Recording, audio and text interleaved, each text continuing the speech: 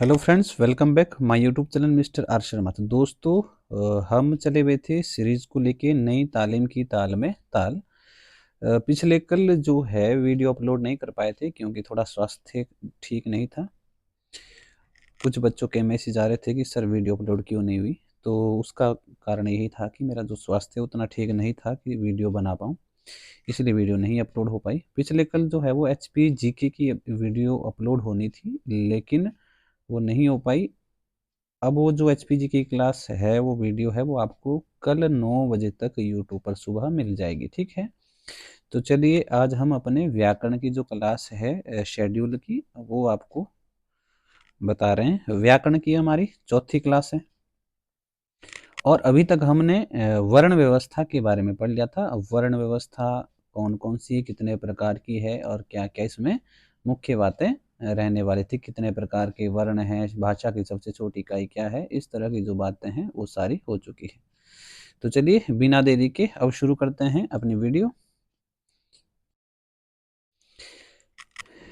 तो वर्ण व्यवस्था, जैसे हमने बताया था आपको कि व्याकरण में कितने प्रकार की व्यवस्थाएं थी, आपकी 4 प्रकार की व्यवस्थाएं थी। तो उसी में हमने आपसे बता दिया था वर्ण व्यवस्था, शब्द व्यवस्था, पद व्यवस्था और वाक्य व्यवस्था। तो वर्ण व्यवस्था समाप्त हो गया है। आज जो हमारा टॉपिक चलेगा वो चलेगा शब्द व्यवस्था के अंतर्गत। तो सबसे पहले तो आपको पता होना चाहिए कि शब्द होता क्या है, किसे कहते हैं। वैसे तो हमने इसका बता दिया था कि शब्द होता क्या है, जब हम बता रहे थे आपको कि भाषा की सबसे छोटी अर्थवान इकाई कौन सी है, तो शब्द उत्तर बताया था। शब्द होता क्या है, भाषा की वह छोटी इकाई जो हमें अर्थ प्रदान करे, या आप कहेंगे वर्णों का सार्थक समूह ही क्या कहलाता है, शब्द कहलाता है। अब ये कह रहा है कि शब्द बनाया कैसे जाता है, शब्द निर्माण प्रक्रिया। पहले चीज ध्यान रखिएगा, शब्द क्या बनता है, वर्णों का मेल बनता है। जैसे मान के चलिए क धन अ इ, ठीक है, क धन अ धन म धन अ, ये 3-4 वर्ण मिला के एक शब्द बना रहे हैं कम। ठीक है, कम मतलब क्वांटिटी में जो कम है, ठीक है, वो उससे कम है, तुलना के संदर्भ में आता है। तो शब्द क्या होगा, वर्णों का एक सार्थक समूह। वर्णों का एक सार्थक समूह क्या कहलाता है, शब्द कहलाता है। तो वर्ण बनता, ये शब्द कैसे बनेगा, वर्णों के मेल से। लेकिन अब ये शब्द क्या होता है कि अब सारे वर्णों को इसी तरह मिला के एक शब्द बनाया जाता है। लेकिन कई बार क्या होता है, शब्द से ही नया शब्द बनाया जा सकता है। शब्द से ही नया शब्द बनाया जा सकता है। जैसे मान के चलिए हम कह रहे हैं पाठ और शाला, क्या ये संधि के तहत बनेगा, नहीं बनेगा।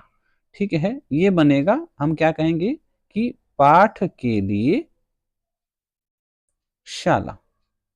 पाठ के लिए शाला शब्द बन गया पाठशाला। तो जो ये पाठशाला शब्द बना, दो शब्द का मेल है, पाठ और शाला। पाठ के लिए शाला, इससे बन गया पाठशाला। तो ये क्या बन रहे हैं, ये शब्द मिलाकर एक नया शब्द बन रहा है। शब्द मिलाकर क्या बन रहा है, नया शब्द बन रहा है। या हम कहते हैं कि मान के चलिए आपके पास शब्द आ गया हार, आप इसको बना देंगे आहार। ठीक है, आप इसको क्या बना रहे हैं, आहार बना रहे हैं। या इसको आप बना रहे हैं प्रहार बना रहे हैं। ठीक है, इसी तरह से ये क्या कह रहे हैं कि हम शब्द से ही नया शब्द बनाते हैं। शब्द से क्या बना रहे हैं, नया शब्द बना रहे हैं। इसी को हम क्या कह रहे हैं, शब्द निर्माण प्रक्रिया। तो आपसे पूछ ले, हिंदी में शब्द निर्माण प्रक्रिया मुख्य रूप से कितने प्रकार से होती है, तो हिंदी में शब्द निर्माण प्रक्रिया 3 रूप से होगी। समास के द्वारा आप शब्द का निर्माण कर सकते हैं, या उपसर्ग के द्वारा, या प्रत्यय के द्वारा। पहले तीनों चीजें थोड़ी थोड़ी समझ लेते हैं। समास के द्वारा शब्द निर्माण प्रक्रिया, ठीक। समास क्या होता है, चलिए इसके बारे में तो आज ही बात कर लेंगे। समास होता क्या है, जैसे हम अभी कह रहे थे पाठ के लिए शाला। ठीक है, पाठ के लिए शाला, एक शब्द आ गया। शब्द आ गया, या पूरा कहें इसको हम, शब्दों का एक समूह बन गया, पाठ के लिए शाला। और इसको हमने शॉर्ट रूप में लिख दिया पाठशाला। शॉर्ट रूप में क्या लिख दिया, पाठशाला। तो ये इतना बड़ा जो शब्द संग्रह था, इसको हमने शॉर्ट फॉर्म में लिख दिया पाठशाला। तो समास होता ही क्या है? समास करता है संक्षिप्त, छोटा। समास क्या करता है? संक्षिप्त करता है, छोटे रूप में प्रस्तुत करता है। तो समास क्या होगा? शब्दों को संक्षिप्त करने की प्रक्रिया। ये हो गया समास। दूसरा है हमारे पास उपसर्ग। उपसर्ग क्या होता है? उप। उप मतलब समीप। उप क्या होता है? समीप। और सर्ग का अर्थ होता है निर्माण करना, सृष्टि करना, ठीक है, रचना करना। कि समीप आकर, पास आकर जो निर्माण करता है उसे उपसर्ग कहते हैं। उसे क्या कहेंगे? उपसर्ग कहेंगे, जो पास आकर, ठीक है। उपसर्ग होता क्या है? उपसर्ग क्या होगा? ध्यान रखें, उपसर्ग और प्रत्यय दोनों चीजें क्या है? शब्दांश है। दोनों चीजें क्या है? शब्दांश है। उपसर्ग भी और प्रत्यय भी क्या होते हैं? शब्दांश। और जो समास है वह एक प्रक्रिया है। समास क्या है? एक प्रक्रिया है। यह अपने आप में शब्द है, शब्दों का समूह है, या शब्दों को छोटी करने की एक प्रक्रिया है। लेकिन उपसर्ग और प्रत्यय से क्वेश्चन आता है कि उपसर्ग क्या है? शब्द है, पद है, शब्दांश है, वाक्यांश है। तो शब्द क्या, उपसर्ग और प्रत्यय क्या है? शब्दांश है, शब्द का अंश है। शब्द का अंश कैसे है? जैसे हम अभी कह रहे थे, जैसे मान के चलिए एक शब्द आपके पास हम कह रहे थे,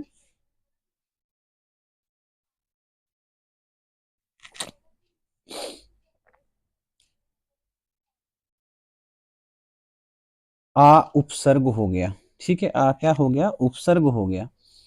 ये आप इससे क्या बना रहे हैं? जैसे आहार, हार होता है ग्रहण के संदर्भ में होता है। आहार जब आप खाने के संदर्भ में कहते क्या आहार बनाया है। या मान के चलिए आप कोई और उपसर्ग ले लें, जैसे कि मान के चलिए आपके पास आ गया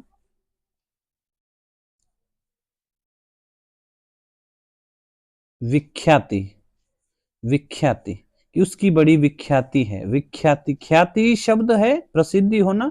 विख्याति और ज्यादा प्रसिद्धि होना। विख्याति क्या हो गया? और ज्यादा प्रसिद्धि होना।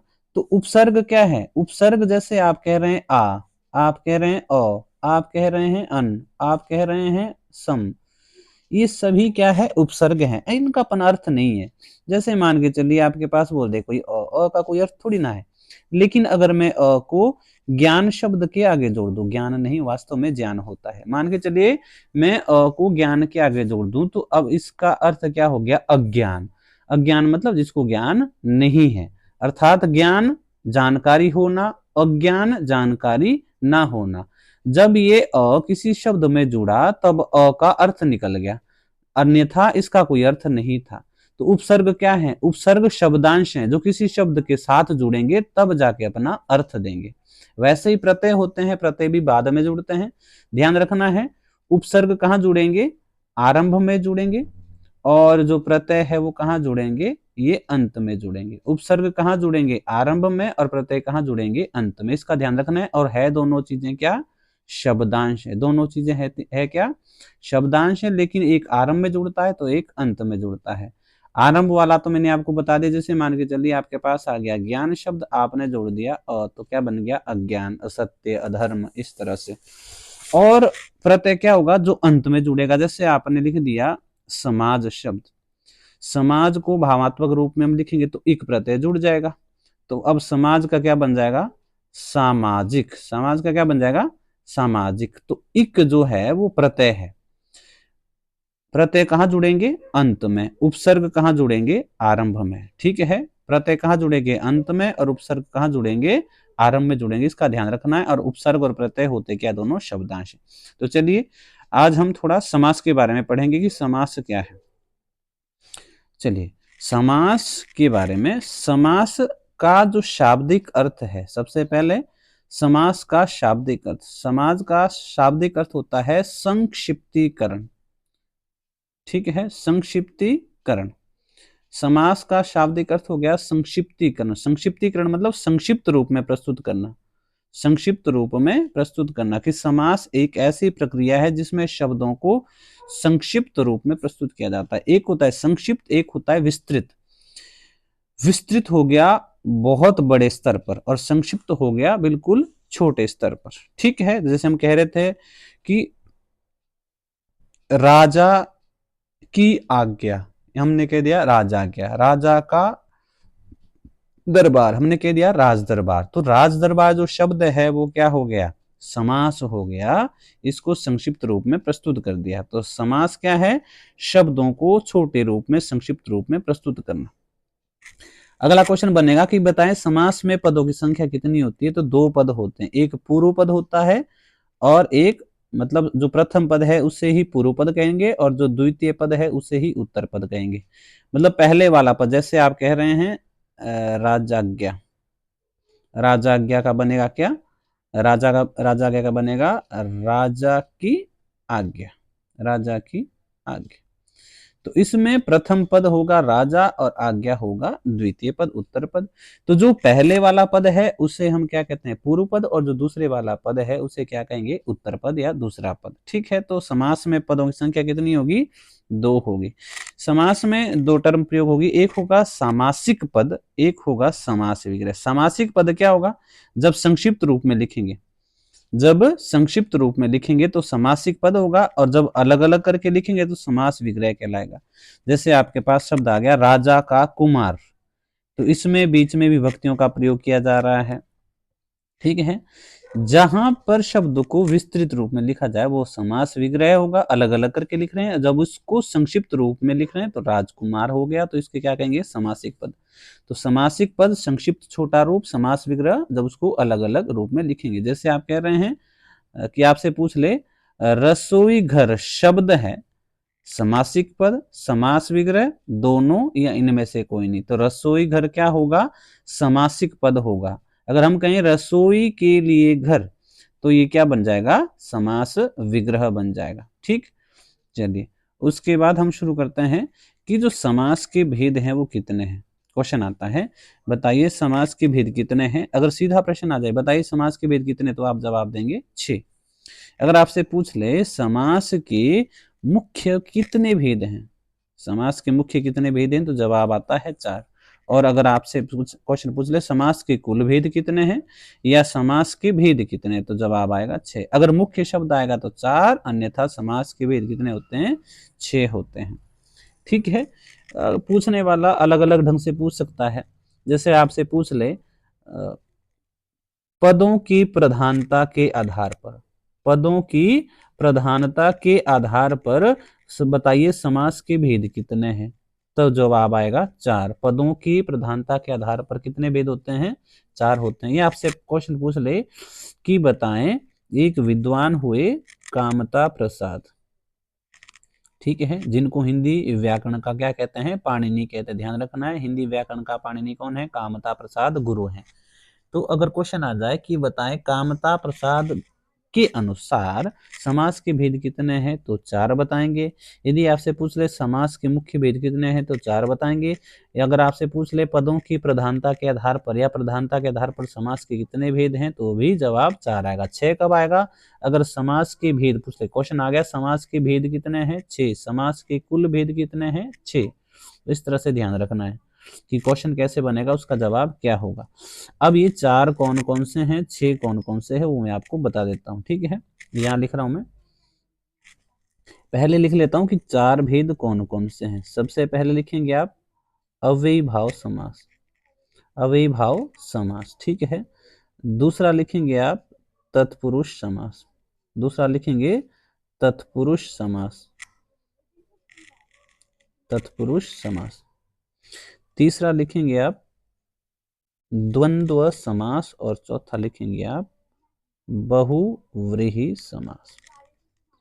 कितने समास हुए, जो 4 हैं, अव्ययीभाव समास, तत्पुरुष समास, द्वंद्व समास और बहुव्रीहि समास। यही मुख्य 4 आपके समास के भेद हैं। ठीक है, चलिए अब यदि आपको पूछ ले कि 6 भेद कौन कौन से हैं, तो आप बताएंगे एक हो गया अव्ययीभाव समास, एक हो गया तत्पुरुष समास, एक द्वंद्व, एक कर्मधारय, बहुव्रीहि। अब बच गए हमारे पास कौन से, कर्मधारय और द्विगु समास, कर्मधारय और द्विगु समास। ठीक है, ये 2 भेद हैं।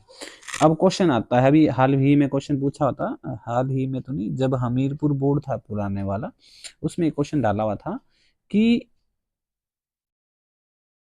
तत्पुरुष का कौन सा भेद है, निम्नलिखित में से कौन सा तत्पुरुष का भेद है।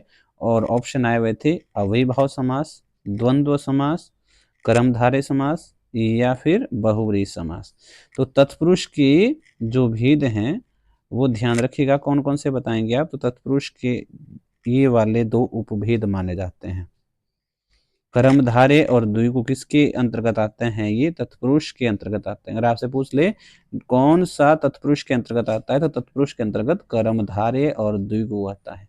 अगर आपसे 6 भेद पूछ ले कौन कौन से, तो 1 2 3 4 5 और 6, अव्ययीभाव, तत्पुरुष, द्वंद्व, बहुव्रीहि, कर्मधारय और द्विगु, ये 6 भेद हैं। और अगर 4 पूछ ले कि मुख्य 4 कौन कौन से हैं, तो आपने बताना है अव्ययीभाव, तत्पुरुष, द्वंद्व और बहुव्रीहि, ये मुख्य 4 हैं।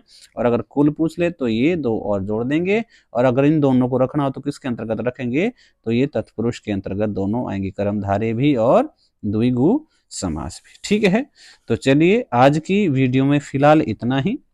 और लास्ट में एक प्रश्न छोड़ रहा हूं मैं आपके लिए, यदि आप यहां तक पहुंचे हैं, इस वीडियो को देख रहे हैं, तो आपके लिए एक प्रश्न है कि इन 6 में से वह कौन से समास हैं, यहाँ वह कौन सा समास है, एक भी हो सकता है, एक से अधिक भी हो सकता है। 6 में से इन कौन सा वह समास है या कौन से वह समास के रूप हैं जिसमें उत्तर पद क्या होता है, प्रधान होता है, जिसमें उत्तर पद क्या होगा, प्रधान होगा। इन 6 समास में से कितने वह समास है जिसका उत्तर पद क्या होगा, प्रधान होगा। तो यदि आपको आता है तो जवाब कमेंट बॉक्स में जरूर दें। तो आपको जो अगली वीडियो है वह मिलेगी कल सुबह, एचपी जीके की आ जाएगी, और शाम को किसकी आएगी, साहित्य की आएगी। फिर परसों आपको कौन सी मिल जाएगी, व्याकरण की मिल जाएगी, रूटीन में आ जाएगा वापसी। ठीक है, तो चलिए अगली वीडियो तक जय हिंद जय भारत। यदि आपका कोई सुझाव हो तो आप जरूर कमेंट बॉक्स में बताएं।